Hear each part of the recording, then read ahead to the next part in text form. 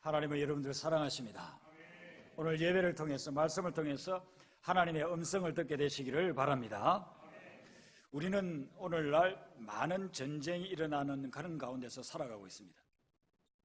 매스컴을 통해서 듣는 그런 전쟁뿐만 아니라 우리 속에 또한 우리 주변에 가까이에서 그런 전쟁들을 겪고서 살아가고 있습니다.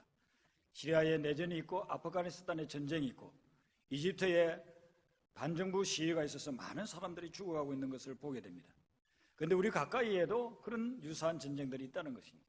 기업 간에 서로 전쟁을 하고 있고, 가정에도 내부를 보면은 가정 속에 가족끼리도 전쟁이 있어요. 공부를 열심히 해가지고 좋은 대학 들어가려고 하면은요, 입시 전쟁을 치러야 되고, 학교를 잘 졸업하고 이제 나름대로 자기가 원하는 그런 직장에 들어가려고 하면은 취업 전쟁을 치르고 있습니다. 우리가 전쟁이라고 말은 안 쓰고 경쟁이라는 거 말을 주로 씁니다만은 같은 사실상 보면은 그 속에 전쟁인 것을 볼 수가 있습니다.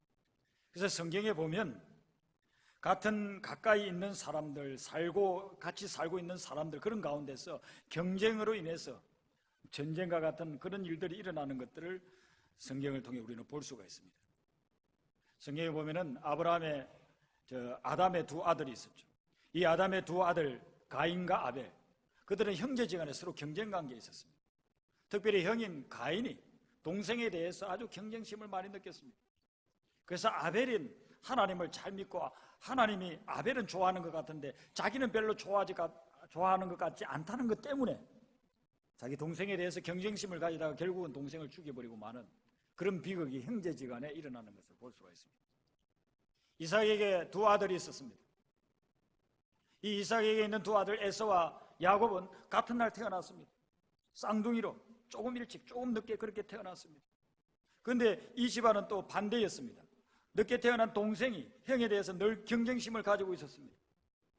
그래서 형보다 나아야 되겠다, 형보다 더 큰 복을 받아야 되겠다, 형보다 더 두드러져야 되겠다, 이런 생각 속에서 늘 잠겨 있었습니다. 그래서 형을 늘 속이고, 그건 당하기만 했던 에서가 어느 날 그를 죽인다고 하니까 도망을 갑니다. 그래서 평생 도망자의 삶을 사는 것이 야곱의 비극이라고 볼 수 있습니다.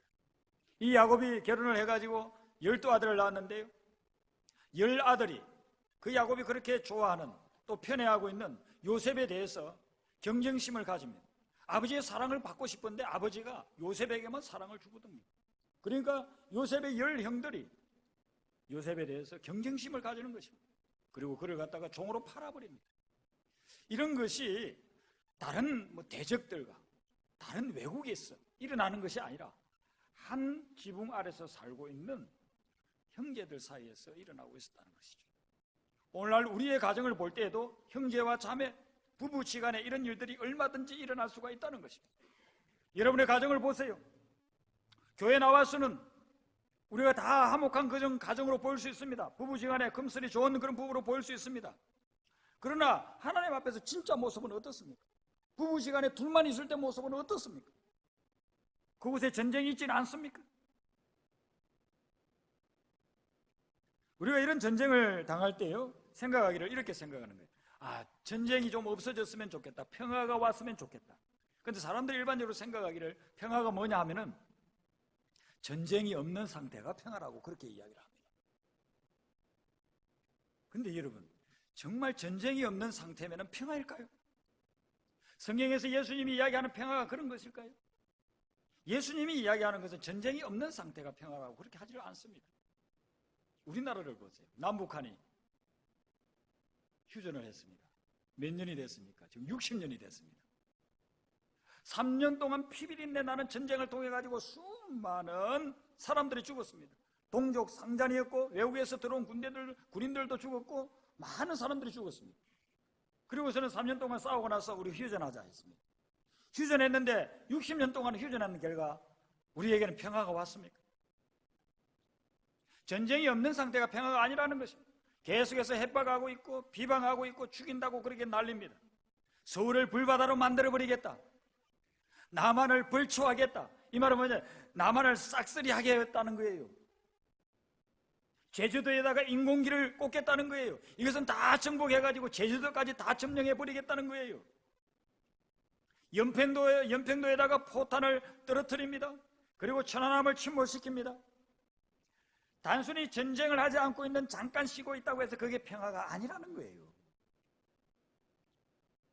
여러분, 우리 가정으로 들어가 봅시다. 부부시간에 막 싸우지 않아요. 고성을 지르지 않아요. 뭐 옷을 뜯고 뭐 찢고 그리고 팔을 비틀리고 그렇게 하지 않아요. 그런데 부부시간에 전혀 대화가 없어요. 그러면 그 부부시간에 평화가 있는 걸까요? 저 집은 싸우는 소리 없어. 싸우지 않으니까 평화로운 거야. 큰 소리 내는 적 없어. 그러니까 평화로운 거야. 우리가 그럴 수 있느냐고요.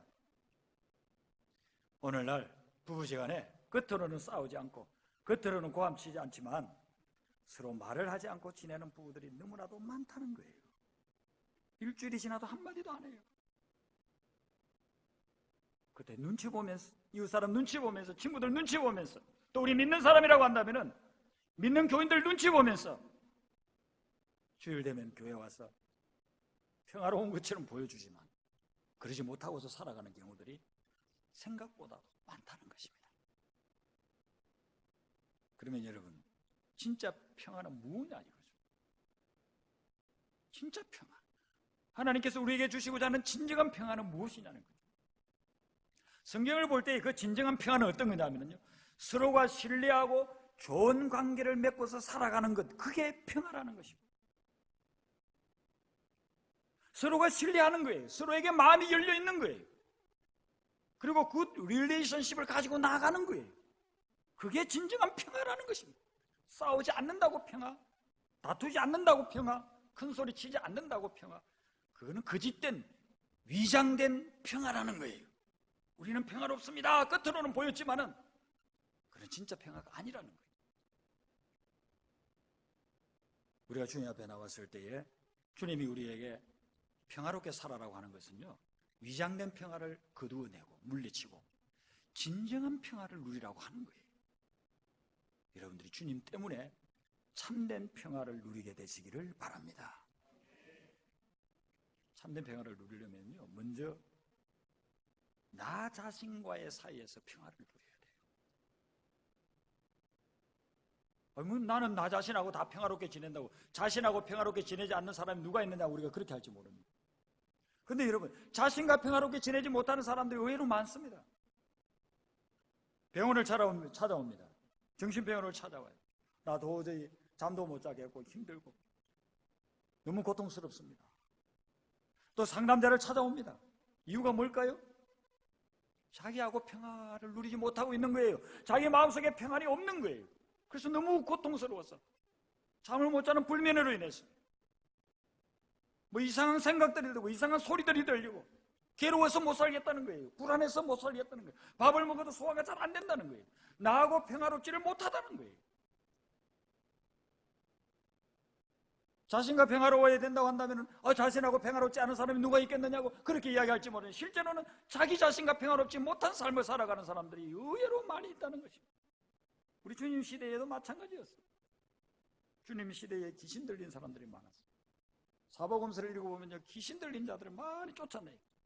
뭐 군대 귀신이라 해가지고 이거는 수도 없이 많은 귀신들이 들어간 그런 사람도 있었어요. 딸아이가 귀신이 들리고 우리 아들이 귀신이 들려가지고 물에도 막 빠지고 불에도 들어가고 뭐 난리가 나는 거예요. 귀신 들린 것이 뭡니까? 나하고 평안이 없다는 거예요. 나 자신과의 평화가 없다는 거예요. 우리가 신앙생활을 할 때 이 부분을 늘 생각을 해야 돼요. 예수 안 믿는 사람들도 뭐라고 해야 합니까? 모든 것은 마음먹기에 달려있다고 하잖아요. 내가 어떤 마음을 먹느냐에 따라서 내 상황과 주변 환경이 다 달라질 수가 있다는 것입니다. 내가 어떤 마음을 먹느냐에 따라서 남편과의 관계가 달라지고 아내와의 관계가 달라지고 자녀와의 관계가 달라진다는 거예요. 내가 어떤 마음을 품느냐에 따라서 한 교회에 다니고 있는 교인과의 관계가 달라진다는 것입니다. 평화의 관계로 갈 것이냐 아니면 전쟁의 관계로 갈 것이냐, 전쟁은 아니고 평화도 아닌 어정쩡한 관계로 갈 것이냐, 그게 내 마음먹기에 달려있다는 것입니다. 사도 바울은 골로새서 3장 15절 상반절에 이렇게 이야기합니다. 그리스도의 평강이 너희 마음을 주장하게 하라. 여기서 주장하라는 말은 무슨 의미냐면요, 다스리고 지배하고 통치하라는 거예요. 평강이 너희 마음을, 그리스도의 평강이 너희 마음을 다스리게 하라는 것입니다. 세상에 다른 것이 여러분의 마음을 다스리게끔 그렇게 내버려 두지 마세요. 정오가, 시기가, 질투 이런 것들이 여러분을 다스리게끔 해서는 안 된다는 것입니다. 그리스도의 평강이 여러분의 마음을 다스리게 될 때, 그때에 여러분의 마음속에 진정한 참된 평화가 오게 되는 것이죠. 우리 믿는 사람들이 이런 평강을 누리려고 하면은요, 내가 마음의 평강을 누리려고 하는 그것보다 더 먼저 해야 될 것이 있는데, 그것은 하나님과의 관계를 회복하고 하나님과 평화를 누려야 됩니다. 하나님과 평화를 누리지 아니하면은 진정한 평화를 누릴 수가 없어요. 왜 그러냐면요, 우리를 지으시고 또 참된 평화를 만드시고 그 평화를 주시는 분이 하나님이시기 때문에 그 하나님과의 관계가 잘못되면 진정한 평화를 내가 누릴 수가 없어요. 가령 예를 들었어요, 여러분. 아주 윤리도덕적으로 하자 없어요. 사람들에게 피해 주지 않고 살아가요. 그러면 그 사람이 평안할 수 있느냐? 하나님을 전혀 믿지 않는데, 하나님 앞에 나오지 않는데 평안할 수 있느냐? 아니에요. 수십 년 동안 돌을 닦고 있으면, 하나님 없이 내가 개인적으로 돌을 닦고 있으면 평안할 수 있는가? 아니에요.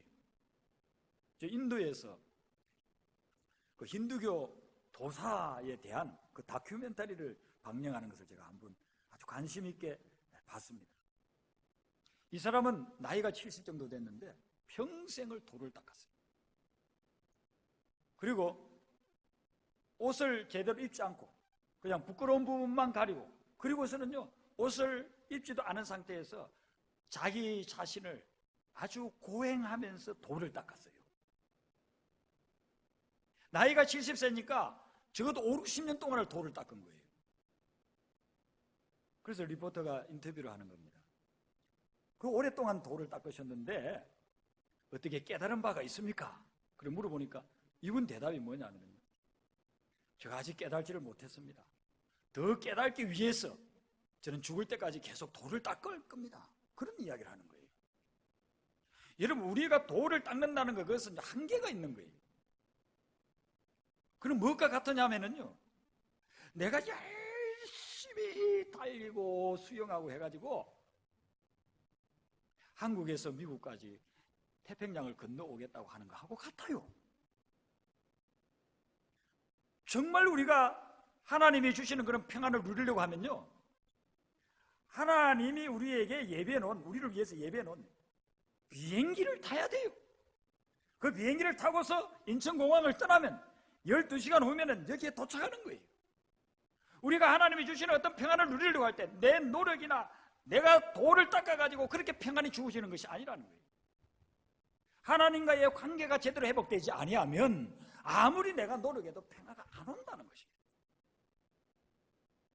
이사야서 57장 21절 중간에 이렇게 얘기했습니다. 악인에게는 평강이 없다. 성경이 말하는 악인은 어떤 것입니까?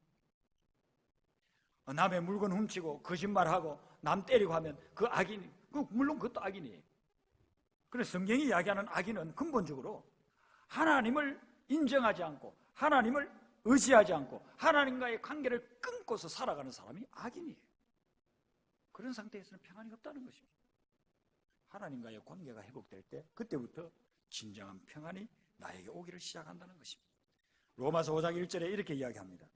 우리 주 예수 그리스도로 말미암아 하나님과 화평을 누리자.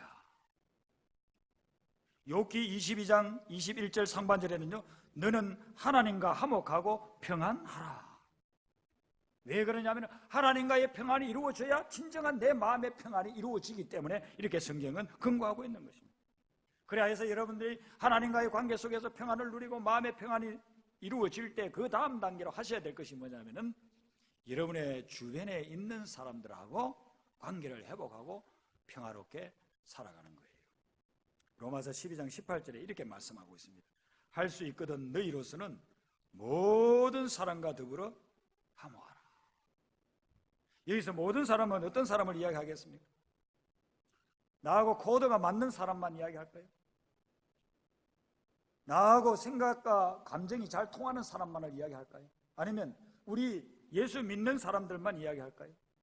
여기 로마서 12장 18절에서 할 수 있거든 너희로서는 모든 사람과 더불어서 화목하라고 할 때에 이 모든 사람은 믿는 사람, 안 믿는 사람, 나하고 코드가 맞는 사람, 안 맞는 사람, 나하고 기질이 맞는 사람, 안 맞는 사람 다 포함한 사람을 이야기하는 거예요. 하나님께서 우리에게 도전해 주기를 너는 모든 사람과 더불어서 화해하라, 화목하라, 그렇게 평화를 추구하라고 우리에게 도전해 주고 있습니다. 히브리서 12장 14절에도 똑같은 이야기를 합니다. 모든 사람과 더불어 화평함과 거룩함을 따르라라고 이야기합니다. 왜냐하면요, 그래야만 진짜 천국을 누릴 수 있기 때문이에요. 여러분, 여기 모든 사람은 지구상의 70매덕을 다 이야기할 수 있겠지만은 실제적으로 나에게 모든 사람은 내가 알고 있고 관계 맺고 있는 그런 사람을 이야기해요. 아프리카에 살고 있는 사람, 아프리카 우간다에 살고 있는 사람, 남미 볼리비아에 살고 있는 사람, 나하고 전혀 상관없는 그런 사람을 화해할 필요도 없잖아요. 관계가 깨어진 적도 없으니까. 그 사람하고 뭐 평화롭게 살 그런 이유가 하나도 없잖아요. 여러분들이 알고 있는 분이 500명이든 1000명이든 여러분들과 직접 간접적으로 관계되어 있고 알고 있고 늘 만나야 되고 피치 못할 어떤 만남을 자꾸만 가져야 될 그런 사람들을 여기 모든 사람에 포함을 시키고 있는 것입니다. 근데 그 사람들과 내가 얼마만큼 평화로운가, 그 사람들 중에 어느 몇몇 사람과 내가 평화롭지 못하다고 한다면 내 삶 속에 천국을 누리기가 어렵다는 것입니다. 그러지 않습니까? 여러분들이 직장에 갔는데 매일 만나야 돼요. 상사일 수도 있고 부하 직원일 수도 있고 동료일 수도 있는데 그 사람하고요 관계가 안 좋은 거예요. 평화롭지를 못해요. 그러면 직장 가는 것이 그게 천국이 아니고 지옥이에요. 지옥. 먹고 살아야 되니까 월급 받아야 되니까 직장은 가요. 가는데 딱 들어가서 그 사람 보는 순간부터 기분이 안 좋은 거예요. 천국이 아니고 이게 지옥이에요. 지옥. 그런 사람과 어떻게 우리가 화해하고 평화를 누릴 수 있느냐는 거예요. 그 부분을 우리 주님이 도전해 주고 있습니다. 그러면 여러분, 우리가 왜 평화를 못 누리고 사느냐는 것입니다. 성경의 야고보서 1장에 보면요, 그 이유를 아주 강력하게 이야기를 하고 있습니다. 야고보서 4장 1절에 야고보가 이렇게 질문하는 거예요. 너희 중에 싸움이 어디서부터, 다툼이 어디로부터 나느냐? 자, 우리에게 싸움이 있습니다. 우리에게 다툼이 있습니다. 여러분의 가정 속에, 여러분의 직장 속에, 또 하나님 믿는 우리 교인들 속에도 싸움과 다툼이 있어요. 그건 뭐 부인할 수가 없어요. 너무 많으니까. 묻는 거예요. 너희 중에 싸움이 어디로부터 나느냐는 거예요. 다툼이 어디로부터 나느냐? 그리고 대답합니다. 너희 지체 중에서 싸우는 정욕으로부터 나는 것이 아니냐? 너희 지체 속에 싸우고자 하는 정욕이 있다는 거예요. 욕구가 있다는 거예요. 욕망이 있다는 거예요. 싸움을 불러일으키는 그런 요소들이 있다는 거예요. 그래서 그것 때문에 자꾸만 싸움이 일어나고 평화가 깨진다는 것입니다. 예수님의 제자들이 예수님과 늘 다니면서 이 평화에 대한 말씀을 많이 들었습니다. 그런데 어느 날은 가버나움에 갔을 때 예수님이 제자들을 불러 모아놓고 이야기를 해요. 니네들 지금 길에 올 때 뭐 열심히 토론을 했는데 무엇에 대해서 토론을 했느냐 물었습니다. 제자들이요 고개를 숙이고 들지를 못해요. 이런 사건이 한두 번 있은 게 아니거든요. 성경은 짧은 지면에 많은 것을 기록하려고 하다 보니까 한 번 정도 기록이 나오지만 실제로 여러 가지 정황상 보면 제자들은 늘 그런 생각을 가지고 있었어요. 늘 무엇인가 논쟁을 했는데 그 논쟁이 뭐냐면요, 누가 더 크냐? 예수님이 한번 얘네들한테 이야기를 해줘야 되겠다 해가지고 작심을 하고서 제자들 12명을 불러 모아놓고서 이야기를 하는 거예요. 너네들 오늘 저 길에 올 때에 뭐 열심히 그 논쟁을 했는데 뭐 때문에 논쟁했느냐? 그 주제가 뭐냐고 물었어요. 제자들이 말을 못해요. 그리고 예수님이 이야기하는 거예요. 다 아시니까. 누가 크냐고 너희들이 논쟁하지 않았느냐는 거예요. 그러면 니네들 마음속에, 너네들 관계 속에 절대로 평화가 없다. 그러면서 예수님이 말씀해 주시기를요, 마가복음 9장 35절 하반절에 이렇게 이야기합니다. 누구든지 첫째가 되고자 하느냐? 그러면은 꼴찌가 돼요. 사람들의 끝이 되어야 첫째가 되는 것이다. 그리고 무사람을 섬기는 자가 그 사람이 첫째가 될 사람. 예수님 생각은 이렇게 이제 정색을 하고 한번 이야기를 해줬으니까 제자들이 잘 알아듣고 이제 더 이상 누가 크냐, 내가 최고다 이렇게 안 할 줄 알았어요. 근데 불과 한 장 뒤에 보면은, 마가복음 10장에 보면은 더 기가 막힌 일이 벌어집니다. 예수님의 제자 중에 수제자 하면은 베드로, 야고보, 요한이에요. 야고보와 요한은 형제지간이에요. 이들이 뭐 다른 이제 제자들하고 누가 크나 이렇게 해봐야 아무 소용이 없으니까 예수님하고 한번 따지려고 봤어요. 예수님께 와가지고 이 야고보와 요한이 뭐라고 이야기하냐면, 예수님, 우리가 지금 요청하는 것을 꼭 들어주세요. 신신당부를 하는 거예요. 우리가 요청하는 것을 꼭 들어주세요. 신신당부를 하면서, 그러면서 뭔 이야기 하느냐면은, 주의 나라가 임하면 주의 영광이 임하고 주님께서 다스리는 그런 때가 되면 우리를 주님의 좌우에 앉게 해주세요. 요즘으로 치면 주님이 이번 대선에서 틀림없이 대통령 되실 것 같은데, 대통령 되시면 총리와 부총리로 우리 형제를 세워주세요. 그런 간청을 한 겁니다.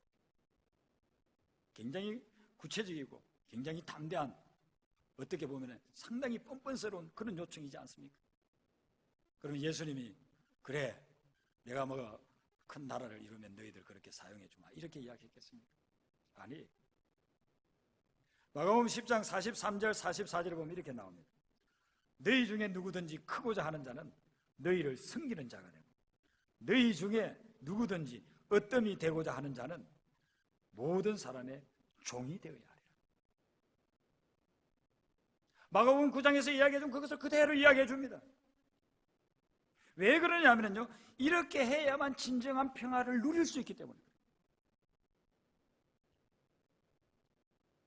우리가 우리 속에서 크고자 하는 그런 욕망, 그런 것을 제어하지 아니하면, 남보다 더 나아야 된다, 남보다 더 인기가 있어야 된다, 다른 사람보다 더 인정을 받아야 된다, 그런 생각을 가지고 있는 동안에는 그것이 싸우는 정욕이라는 거예요. 그게 싸우는 정욕이 돼서 절대로 평화가 없다는 거예요.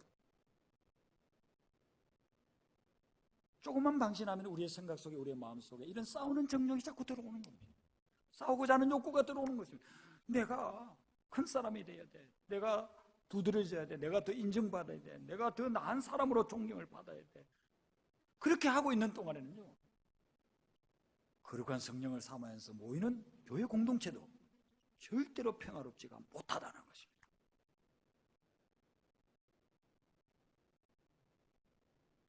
오늘 이 본문 말씀에 보시면은요, 9절에 화평하게 하는 자는 복이 있나니 하나님의 아들이 될 그름을 받는다고 했죠. 여기 하나님의 아들은 원래 예수님께 사용하는 말이에요. 그런데 예수님이 말씀하시기를 예수님께만 해당되는 말을 우리에게 지금 이야기를 하고 있는 거예요. 여기서 아들이란 말은 원래 의미가 상속자란 뜻이에요. 자, 이 말씀은 하나님이 우리에게 굉장한 메시지를 주시는 거예요. 우리가 화평하게 하는 자, 피스메이커가 되면 하나님의 상속자가 된다는 거예요. 이게 얼마나 엄청난 축복입니까?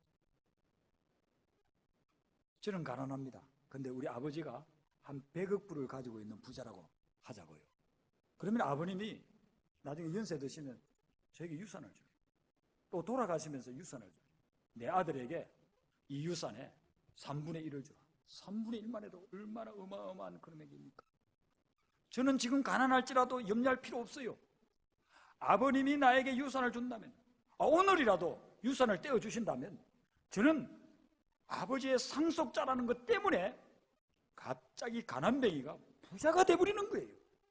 근데 예수님이 약속해 주시기를 화평케 하는 자는 하나님의 상속자가 되게 해주겠다. 부자의 상속자 정도가 아니라, 빌 게이츠의 상속자 정도가 아니라 하나님의 상속자가 되게 해주겠다는 것입니다. 이 말씀을 믿으시기를 바랍니다.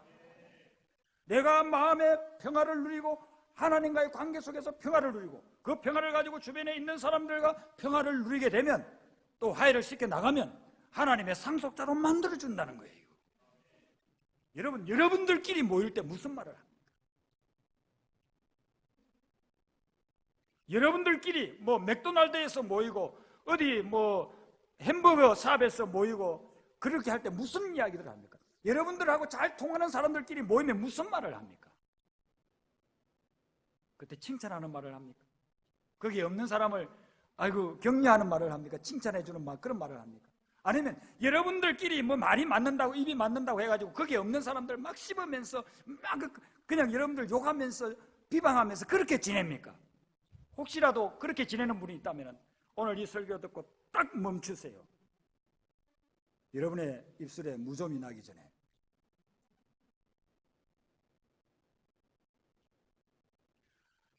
남을 비방하고 헐뜯는 말은요, 우리 입에 달짝지거나 맛있는 것이 넘어가는 것 같다고 했어요. 평화를 깨는 거죠. 그 말이 다른 데 들리기 시작하는 거예요. 바르는 말이 천리를 가는 거예요. 그래서 본인이 딱 들었다고 치세요. 그러면 충격받는 거예요. 관계가 다 깨져버리는 거예요. 전쟁통이에요. 총칼이 없을 뿐이지 전쟁통이 되는 거예요. 복을 못 받아요. 하나님이 주는 복을 받을 수가 없어요. 그런 상태로서는. 예수님 말씀이에요. 화평케 하는 자, 화평케 하는 자, 피스메이커, 뒷담화하지 않는 사람, 피스메이커, 그가 하나님의 상속자가 된다는 거예요.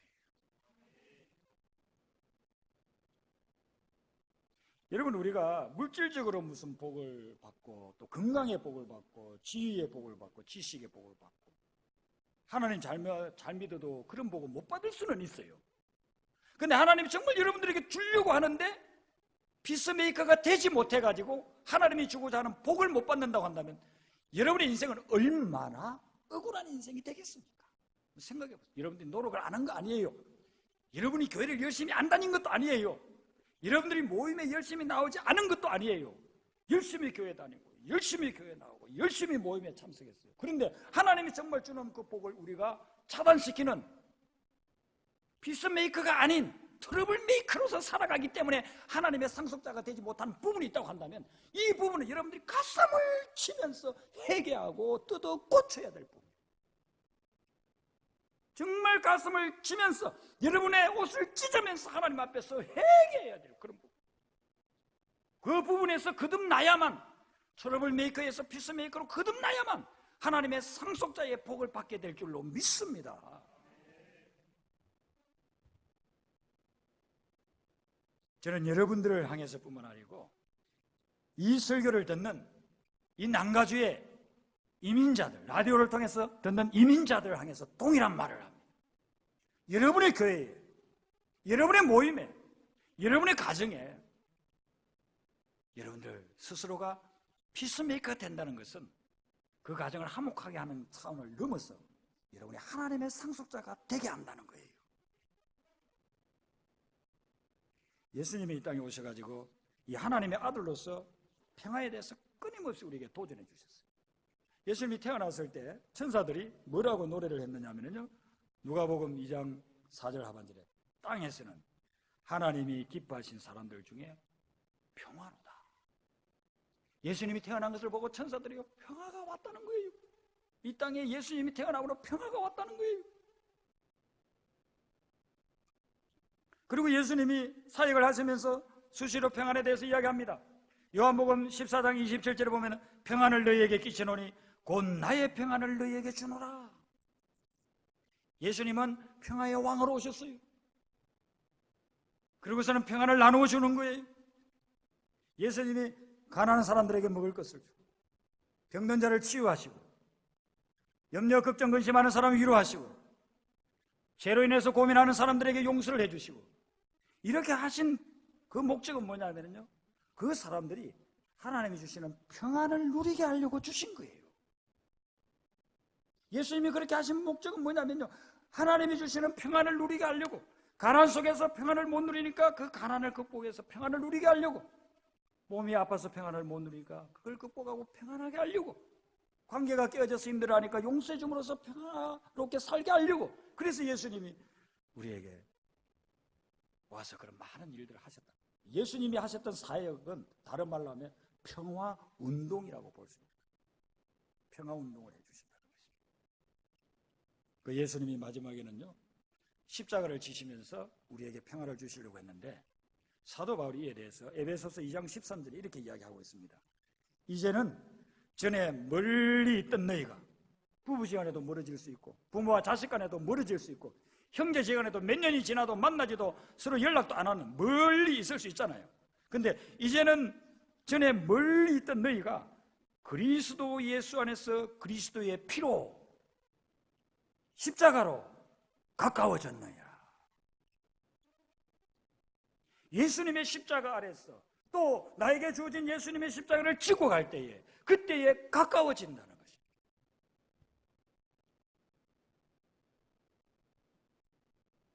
예수님의 피가 들어가는 곳에, 십자가가 가는 곳에 평화가 회복될 줄로 믿습니다. 남미의 아르헨티나와 칠레 사이에 안데스 산맥이 있습니다. 안데스 산맥을 가운데 두고 동쪽에는 아르헨티나, 서쪽에는 칠레가 있습니다. 이 두 나라가 아주 평화롭게 살았습니다. 그런데 1899년 영토 분쟁이 일어나면서 국경에 전쟁이 일어나게 됐습니다. 양쪽 군대들이 그 국경 지역에 다 결집했습니다. 1899년에 일어났던 그 영토 분쟁이 이제 전쟁으로, 그 다음에 전쟁으로, 그 부활절 기간, 사순절 기간에 막 군대들이 모여서 이제 뭐 전쟁은 뻔한 겁니다. 그냥 불을 보도 확실한 것입니다. 근데 백성들은 염려가 되는 거예요. 전쟁이 일어나면 수천 수만 명들이 죽을 텐데 큰일 났다 이거. 그래서 다 우리가 평화를 어떻게 하면 이룰 수 있을까 고민을 했습니다. 그때 아르헨티나 부에노스아이레스에서 사역을 하는 어느 성직자가 평화에 대해서 설교를 했습니다. 우리가 전쟁을 해서는 안 됩니다. 그리스도의 십자가로 우리는 다시 하나 되어야 됩니다. 설교를 했습니다. 그 설교를 상대 나라에 있는, 그 칠레에 있는 성직자가 듣고서는 이 말씀이 맞습니다. 또 칠레의 백성들에게 설교하기 시작했습니다. 전쟁을 막아야 됩니다. 막는 길은 우리가 그리스도의 십자가를 생각해야 됩니다. 다시 우리는 화해하고 평화로 가야 됩니다. 그렇게 설교했습니다. 이렇게 설교하니까 백성들이 더 우리는 평화를 원한다고, 전쟁을 하지 말자고 여론이 형성되기 시작했습니다. 영국의 에드워드 왕이 와가지고 중재를 했습니다. 정말 내일이면 전쟁이 일어날 그 전날 서로 전쟁을 하지 않기로 하고 평화 조약을 맺었습니다. 그리고서는 이들이 서로 합의해가지고 국경지대에 설치했던 대포를 가져와라. 그 대포를 아르헨티나에 있는 군수 공장으로 가져갔습니다. 그리고 양국의 대포를 다 녹였습니다. 그리고 그 샘물을 가지고 동상을 하나 만들었는데 그게 그리스도의 형상으로 동상을 만들었습니다. 오른손은 축복하는 손, 왼손에는 십자가를 어마어마하게 큰 그리스도의 동상이 만들어졌습니다. 그것을 안데스 산맥의 그리스도라고 그렇게 합니다. 여러분들이 인터넷에 들어가서 찾아보시면 더 자세한 내용이 있을 것입니다. 그 어마어마한 그리스도의 동상을 만들어가지고 기차로 실어갔습니다. 철로가 끊어지는 그 시점에서부터는요, 수많은 노새들을, 산악지대에 강인하게 짐을 싣고 갈 수 있는 그 수많은 노새들을 동원해가지고요, 그것을 옮기기를 시작했습니다. 그리고 노새도 올라갈 수 없는 그곳에는요, 양국의 군인들이, 수백 수천 명의 군인들이 큰 밧줄에 그리스도 동상을 묶어가지고 끌어올렸습니다. 그리고서는 아르헨티나와 칠레 사이 그 국경 경계선에 우뚝 세웠습니다. 세워서는요, 두 글귀를 양쪽에다가 새겼어요. 한쪽에는 이런 글귀를 세웠습니다. 이 산맥이 무너져 흙가루로 변하기까지 칠레와 아르헨티나 이 두 나라는 그리스도의 발 앞에서 맹세한 계약을 잊지 않으리라. 여러분, 안데스 산맥이 얼마나 높습니까? 중남미부터 남미 쪽 해가지고 6개국이 걸쳐 있습니다. 높은 것은 8,000m 막 그렇게 됩니다. 그 어마어마한 안데스 산맥이 어떻게 가루가 될까요? 수억 년이 지나도 가루가 안 되죠. 그런데 이 안데스 산맥이 무너져가지고 가루가 될 때까지 우리는 절대로 이제는 싸우지 않는다. 아르헨티나와 칠레는 영원히 이 평화조약을 깨지 않는다. 이 글귀를 딱 썼어요. 한쪽에는 무엇을 썼느냐면은 에베소서 2장 14절 상반절을 썼어요. 그리스도야말로 둘을 하나로 만드신 우리의 평화이십니다. 이 동상을 세우고 이 글귀를 세운 것이 1904년 3월 13일이었습니다. 내년이면 110년이 되죠. 아르헨티나와 칠레는 그리스도 앞에서 그리스도의 십자가를 두고 약속한 이 약속을 지금도 지키고 있어요. 앞으로는 어떻게 될지는 몰라요. 지금은 지키고 있어요. 여러분, 우리가 진짜 평화를 누릴 수 있는 길은 다른 것이 아니고 주님의 십자가를 붙잡을 때 가능한 줄로 믿으시기를 바랍니다. 주님의 십자가를 붙잡고 우리가 평화를 누리게 될 때에 하나님께서 우리에게 어떤 약속을 해주셨느냐 하면요, 욥기 22장 21절에 이렇게 약속했습니다. 너는 하나님과 화목하고 평안하라. 그리하면 복이 내게 임하리라. 우리가 피스메이커가 되고 주님의 십자가를 붙잡고서 내 자신이 평안을 누릴 뿐만 아니라 내 주변에 있는 가족들과 교우들과 형제 자매들과 그리고 동료들과 평화를 누리는 그런 피스메이커가 되면 하나님의 상속자가 되게 하시고 하나님이 복을 주시겠다고 약속해 주신 것입니다. 여러분들이 주님의 십자가 붙잡고 피스메이커가 되셨어요. 주님의 상속자로서의 복을 받게 되시기를 주님의 이름으로 축원합니다. 기도하시겠습니다. 사랑의 주님, 우리 주변에 전쟁이 많고 우리 내면 세계에도 평안이 없이 불안과 초조와 근심 속에 살아갈 때가 많습니다. 그것은 하나님과의 관계가 회복되고 하나님의 평안을 누릴 때에 그게 바로 내 자신의 평안이 될 수 있다고 하셨사오니 오늘 예배드리고 말씀받은 모든 성도님들에게 예수 그리스도의 십자가의 평안으로서 채워주시고 그 평안으로서 또 다른 사람들에게 평안을 주는 피스메이커가 되는 저희들 되게 하여 주시옵소서. 그래서 하나님의 아들로서의 하나님의 상속자로서의 하늘의 복을 누리는 귀한 성도님들 되게 하여 주시옵소서. 예수님 이름으로 기도드리옵나이다. 아멘.